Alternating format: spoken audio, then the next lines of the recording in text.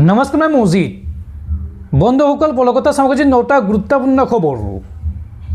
প্ৰথমটো খবৰ, বিশ্ববাসীৰ বাবে মুকলি হ'ল গুৱাহাটীৰ লোকপ্ৰিয় গোপীনাথ বৰদলৈ আন্তৰ্জাতিক বিমানবন্দৰৰ দ্বিতীয়টো টাৰ্মিনেল। আৰু এই দ্বিতীয়টো টাৰ্মিনেল মুকলি কৰি ৰাজ্যবাসীৰ বাবে প্ৰধানমন্ত্ৰী মোদীৰ 11টাকৈ বৃহৎ ঘোষণা। প্ৰধানমন্ত্ৰী মোদীয়ে অসমত উপস্থিত হৈ কি বৃহৎ উপহাৰ দিলে বা কি ঘোষণা কৰিলে চাওঁ আহক। ৰাজ্যবাসীৰ বাবে প্ৰধানমন্ত্ৰী মোদীৰ 11টাকৈ বৃহৎ উপহাৰ। বিশ্ববাসীৰ বাবে মুকলি হ'ল গুৱাহাটীৰ লোকপ্ৰিয় গোপীনাথ বৰদলৈ আন্তৰ্জাতিক বিমানবন্দৰৰ দ্বিতীয়টো টাৰ্মিনেল। আৰু আজি নামৰূপত 12 লাখ মেট্ৰিক টন উৎপাদনক্ষম সাৰ কাৰখানাৰ ভূমিপূজন কৰিব প্ৰধানমন্ত্ৰী মোদীয়ে। গুৱাহাটীৰ বৰাগাঁৱত অসম আন্দোলনৰ জাতীয় শ্বহীদৰ স্মৃতিত নিৰ্মিত শ্বহীদ স্মাৰক পৰ্যবেক্ষণ কৰিব প্ৰধানমন্ত্ৰী মোদীয়ে।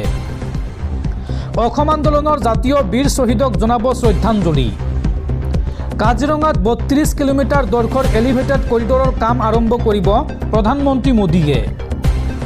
গেলেপু আৰু কোকৰাঝাৰৰ মাজত নতুন ৰেলপথ নিৰ্মাণৰ কাম আৰম্ভ কৰিব প্ৰধানমন্ত্ৰী মোদীয়ে।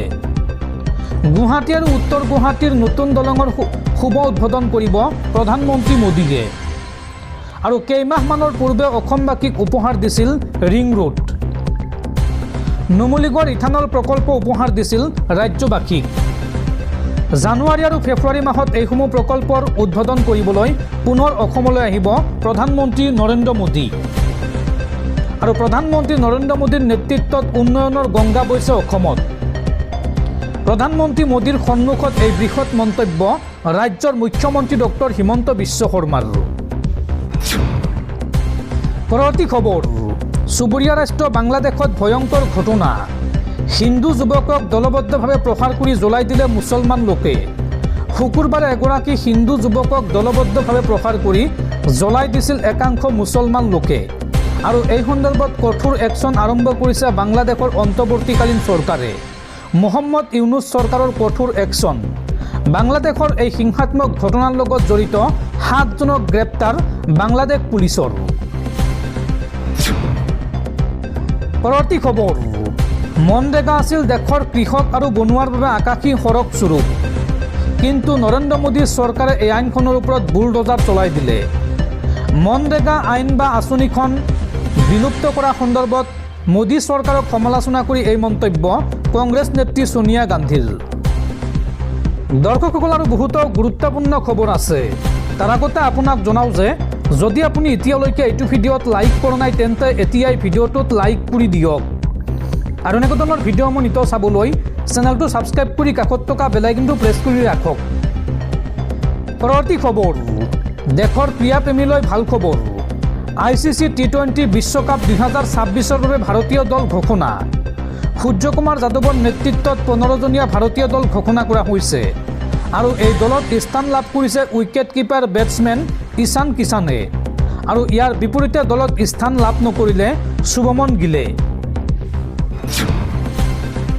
পৰৱৰ্তী খবৰ, 3 ধৰ্ষণকাৰীক সশ্ৰম কাৰাদণ্ড মৰিগাঁও পক্সো আদালতৰ। কুবেদ আলীক 20 বছৰৰ সশ্ৰম কাৰাদণ্ড আৰু 15,000 টকাৰ জৰিমনা আদালতৰ। উল্লেখযোগ্য যে 2018 চনত এগৰাকী কিশোৰীক ধৰ্ষণ কৰিছিল ভোৰা গাঁৱৰ এই লোকজনে। এগৰাকী কিশোৰীৰ সৰ্বনাশৰ চেষ্টা কৰা অতুল বৰাকো 4 বছৰৰ কাৰাদণ্ড। লাহৰীঘাট থানাত 82/22 নম্বৰৰ গোচৰ ৰুজু হৈছিল অতুল বৰাৰ বিৰুদ্ধে। আৰু এই সন্দৰ্ভত 4 বছৰৰ কাৰাদণ্ড বিহা হৈছে অতুল বৰাক। লগতে মুকবধিৰ কিশোৰীক ধৰ্ষণ কৰা ৰজনী দৈমাৰীক 20 বছৰৰ সশ্ৰম কাৰাদণ্ড আদালতৰ।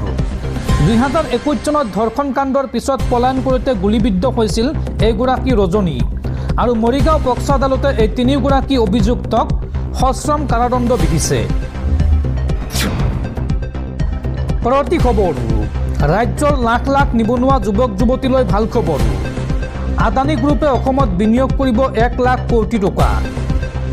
কৰ্মসংস্থাপন লাভ কৰিব ৰাজ্যৰ লাখ লাখ যুৱক যুৱতীয়ে। অসমত বব বিকাশৰ গংগা।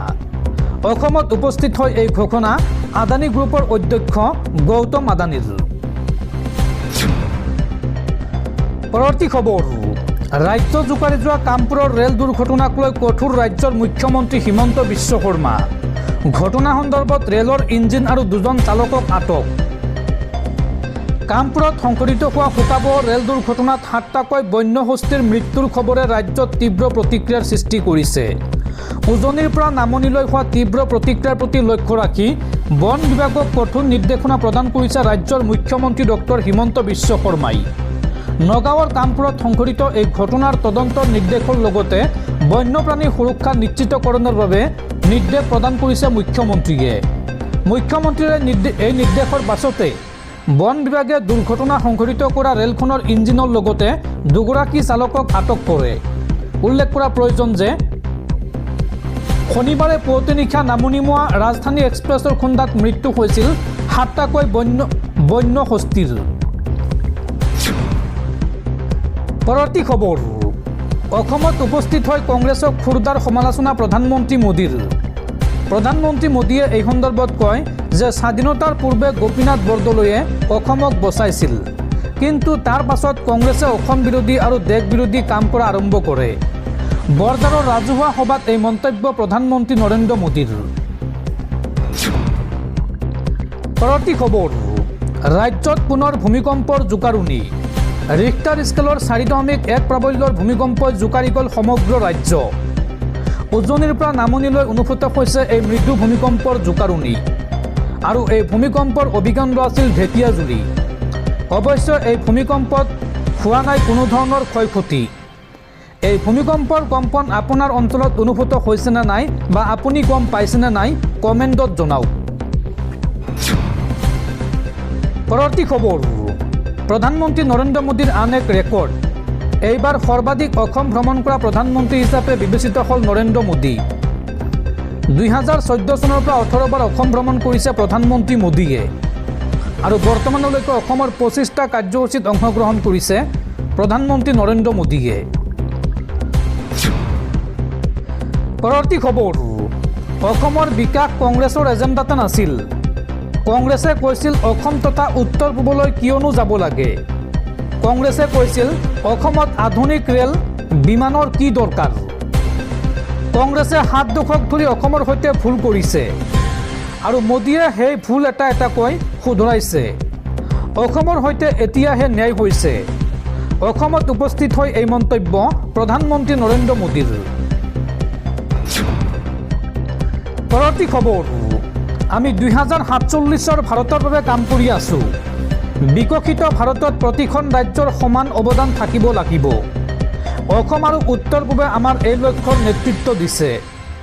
ভাৰতৰ বিকাশৰ নতুন প্ৰৱেশদ্বাৰ হৈছে অসম।